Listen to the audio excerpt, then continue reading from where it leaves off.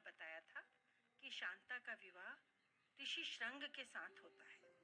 विवाह के पश्चात ऋषि श्रंग अपने ससुर यानी शांता के पिता राजा रोमपत के राज्य अंग देश में ही रहने लगते हैं। ऋषि श्रंग बहुत बड़े तपस्वी थे और उनके तप के प्रभाव से ही अंग देश में अब समृद्धि, खुशहाली और दिन दोनी रात चौगुनी उन्नति होने लगती है। प्रजा खुशहाल हो जाती है। लेकिन अयोध्या में दशरथ चिंतित थे। शांता को उन्होंने राजा रोमपद के यहाँ गोद दे दिया था, लेकिन उसके पश्चात उनके यहाँ कोई संतान नहीं हुई थी। यद्यपि अब उनकी 3 रानियां हैं, पर दशरथ को हमेशा यही चिंता रहती है, मेरे बाद कौन, अयोध्या का क्या होगा। दशरथ को इस तरह परेशान देख उनके मंत्री सुमंत्र कहते हैं, महाराज, क्या कारण है, आप बहुत परेशान दिख रहे हैं, क्या मैं आपकी कुछ मदद कर सकता हूँ। दशरथ गहरी सांस लेते हैं और कहते हैं, सुमंत्र, तुमसे तो कुछ भी नहीं छुपा है। शांता के बाद इन महलों ने कभी कोई किलकारी नहीं सुनी।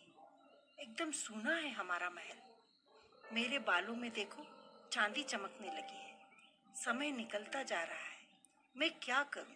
राज्य की चिंता मुझे परेशान करती रहती है। तब सुमंत्र मुस्कुराकर कहते हैं, महाराज, आपका दुख शांता के जाने के बाद प्रारंभ हुआ और इस दुख का समाधान भी शांता ही निकालेगी। दशरथ आश्चर्य से सुमंत्र को देखते हैं और फिर कहते हैं, नहीं नहीं सुमंत्र, यह संभव नहीं है। वह अब रोमपत की बेटी है, मैंने ही उन्हें उसे गोद दिया था। मैं उसे भला कैसे बुला सकता हूँ। क्या मैं रोमपत को दुखी कर सकता हूँ शांता को वापस मांगकर? नहीं, यह गलत है सुमंत्र, बिल्कुल गलत है। तब सुमंत्र कहते हैं, महाराज, आप मुझे गलत समझ रहे हैं। मेरी बात सुनिए, शांता बच्ची नहीं है, वह बड़ी हो गई है और उसका विवाह ऋषि श्रंग के साथ हुआ है। आपको तो पता है ऋषि श्रंग कितने बड़े तपस्वी हैं।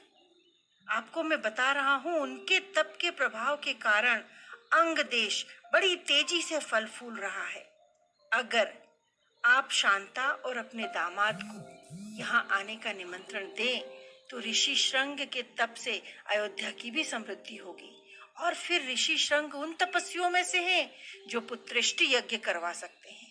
उनके आशीर्वाद से आपके यहाँ पुनः संतान होगी महाराज। दशरथ की आंखों में उम्मीद की किरण जन्म लेती है और वे सुमंत्र से कहते हैं, मेरे अंग देश जाने की तैयारी करो सुमंत्र।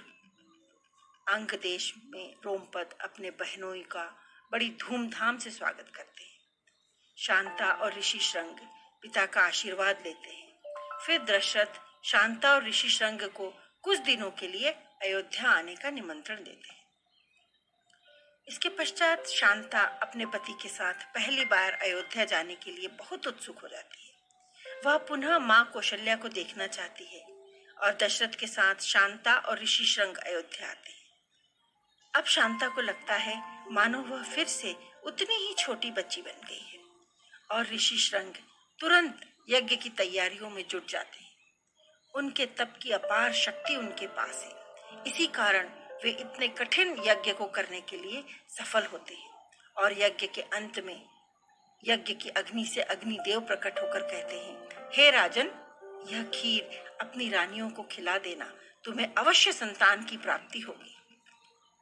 दशरथ ऋषि श्रंग को अनेक धन्यवाद देते हैं और चाहते हैं कि यज्ञ की समाप्ति के बाद शांता और ऋषि श्रंग उनके पास अयोध्या में कुछ दिन रहें। किंतु ऋषि श्रंग कहते हैं उन्हें अब पुनः वन में तप करने के लिए और ध्यान करने के लिए जाना होगा और शांता अपने पति के साथ वापस अंग देश चली जाती है। अग्निदेव से मिले प्रसाद राजा दशरथ अपनी रानियों को देते हैं और फिर कौशल्या राम को, कैकेयी भरत को और सुमित्रा लक्ष्मण और शत्रुघ्न को जन्म देती है और समूची अयोध्या नगरी उत्सवों में डूब जाती है।